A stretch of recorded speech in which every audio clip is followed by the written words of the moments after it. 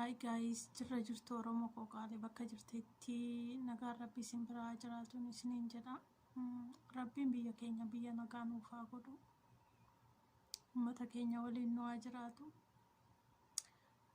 Akkasii sa'aan kun isaa hirriibati. Garuu namni wayitti seen egaa hirriibni qabuu hin danda'u. Kanaafuu warroonni maatii kiyya hin taane maatii naaf ta'a please. Warroonni maatii kiyya ammoo yoo maatii koo taatan oolirra galfadhaadha. Warroonni immoo maatii kiyya taatan like share naaf godhaa isiniin jedha. Galatooma. Warri garee barbaaddan yoo jiraattan hir'ina sa'aatii warroonni qabdanii komentii naaf barreessaa isiniin jedha. Warri immoo karaa kootiin illee hin barbaanne gara sabboontuu Wallagga lixaa deemaadha. Gara Faaxumaa binti Wayyooti illee hin jirti. Akkasii inni biraa sabboontuu koo galatoomii onneetiyya. Sabboontuudha maatii ta'aaf isiniin jedha.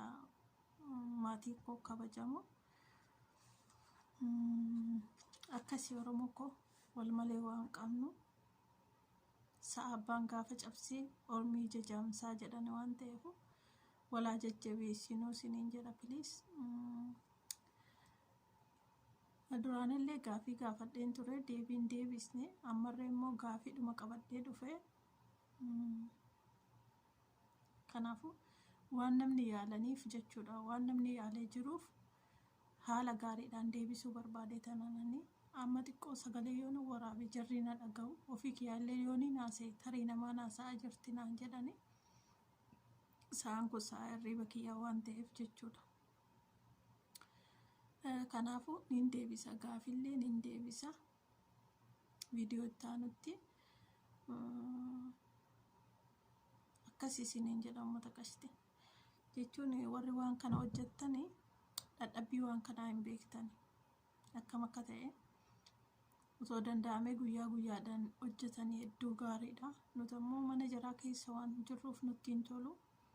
Hedduu takka waan hundumtuu gadi nu jalaa deemaa waan ta'eef sanumaaf sa'a hirriiba kiyyaa dhiiseen illee waan takka erga eegalanii egaa nama raffisu waan ta'eef gaafii osoon hojjedhuu faan baasee haala sanaan qabadhee dhufee isiniin jedha uummata qashtii.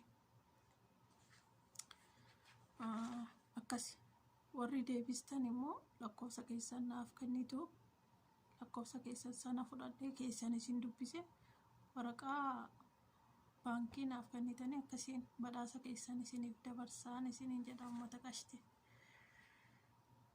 Qoosaa osoo hin taane dhugaadhaan malee nama qoosaa miidiyaadhuma irratti guddifachuu osoo hin taane namarree ittiin gargaaruu waan sammuun koonaa yaadefanan isa kana hojjedhaa jechuudha. Ofiifis fayyadamee namas fayyaduu jechuudha. Kanaafuu please share naaf godhaadha. Like naaf godhaadha. Maatii naaf ta'aa isiniin jedha uummata kiyya.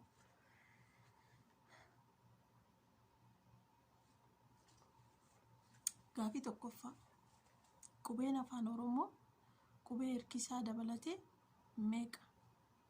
Qubeen afaan Oromoo qubee hirkisaa dabalatee meeqa? Gaafii tokkoffaa. Gaafii lammaffaa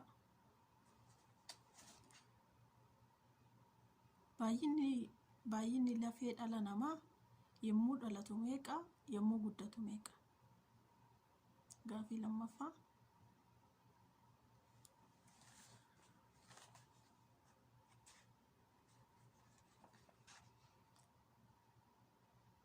Gaafii lammaffaa baay'inni lafee dhala namaa yommuu guddatu meeqa? Yommuu dhalatu meeqa? Yommuu dhalatu meeqa? Yommuu guddatu meeqa jechuudha. Keessattuu warroonni gaafii yeroo naaf deebiftanii akkuma keeyyata wayiitti barreessitanii beektani. Maaliif akkuma ani tokkoffaa lammaffaa jedhee isin gaafadhu kanatti fakkeenyaaf gaafii tokkoffaan deebii 3 yoo qabaate sadaffaa jettanii haala sanaan naaf deebistanii jechuudha. Akkasii uummata qashti malee akka keeyyataatitti barreessu suni anillee addaan hin baafadha garuu waan gaafii hubattan natti fakkaate. Fakkeenyaaf gaafii tokko keessatti deebii sadi kan qabu jira, lama kan qabu jira, tokko kan qabu jira jechuudha. Kanaafuu gaafii tokkoffaa jedhamee deebii gaafii lammaffaa akka sanaan isiniin jedhaa dhiifama naaf godhaa.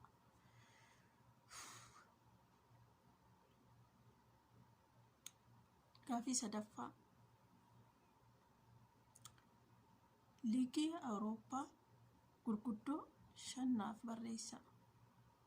Liigii Awurooppaa gurguddoo 5 naaf barreessaa. Gaafii sadaffaa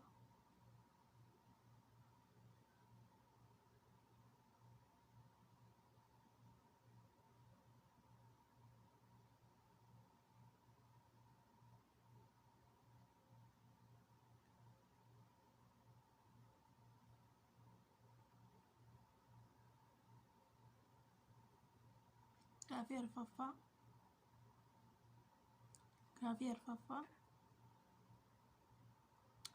waancaa addunyaa bara 2018 biyyi qopheessite biyya kam?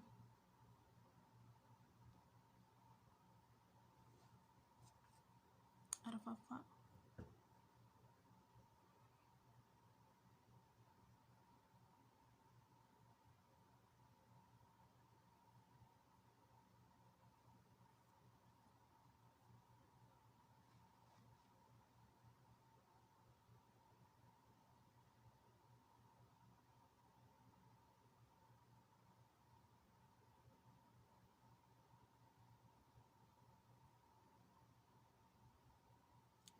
amma immoo gaafii biyya keessaa sin gaafadha.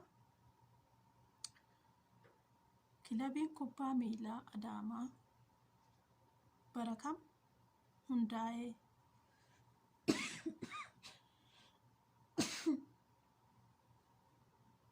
Dhiifama. Gaafii arfaffaa natti fakkaata.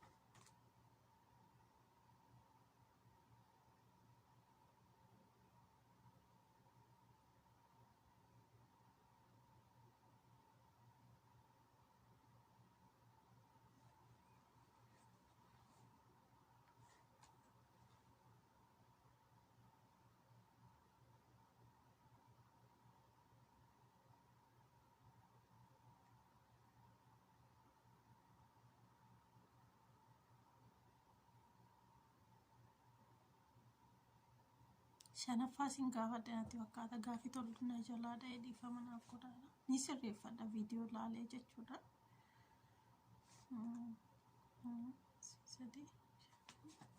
Takka isinii dabala. Biyyi jaaffaa gaafii jaaffaa natti fakkaata. Biyyi afaan hojii mootummaa federaalaa 11 qabdu biyya kami? Biyyi afaan hojii mootummaa federaalaa 11 qabdu biyya kami? Gaafii ja'a warroonni gaafiin ani sin gaafadhe sirreessitanii naaf deebistan abbaa badhaasatii jechuudha. Viidiyoo isa darbe immoo deebiin deebisne walumatti aansee deebii isiniif deebisaa jechuudha. Akka saniin iftoomina godhe ofitti amanamummaadha waan ta'eef kijiba fakkeessuu osoo hin taane ani ofiis fayyade borus immoo nama fayyadamtuu ta'uu gaafan biyya keessatti galifaa tariitii jechuudha. Yoo afaan Oromoo kanaan hojjechuun illee tabba nama baasuu baate waa guddaa wayii hojjedha jedhee yaada. Achiin rabbi nu haa ga'u. Bilis maatii naaf ta'a, bilis sheer naaf godhaa isiniin jedha. galatooma. Yoo dogongorri jiraate immoo na uffalchaa, xiqqoo hirribnis natti jira waan ta'eef akkanitti waraabeen beeku waan ta'eef gaafitti lakkoofsa dogongoree jedhee yaada. Anatu sirreeffata viidiyoo dhaggeeffate. Galatoomaa isiniin jedha uummata kiyya Oromoo kiyya kabajamaa. Rabbiin biyya keenya biyya nagaa nuuf haa godhu. Nurree gabrummaa tana keessaa Rabbiin nu haa baasu yeroo dhiyootti. Akkasii isiniin jedha. Waan hunduu biyya ofiitiin tola waan ta'eef odoon biyya koo keessa jiraadhe guyyaatti viidiyoo tokko hojjechuun dadhabu. Garuu biyya ormaa jechuun fedhii kee osoo hin taane fedhii namaa jiraatta. Akkasii indaasiif kaffalu waan ta'eef akka warri jedhetti malee akka ofii jettitti yeroon argattu. Garuu immoo habjuu kiyya naaf dhugumsa isiniin jedha Oromoo koo kabajamaadha. Horaa bulaa deebanaadha. Umurii naaf dheeradhaadha. Hamtuun isiniin argini isiniin jedha maatii koo. Iddoo akkasiin kabajaa bakka guddaa isiniif qaba. Riqicha isinirra isintu na ceesisee ni malaa jira waan ta'eef guddaa galatooma isiniin jedha uummata koo qashti. Fayyaan nabina.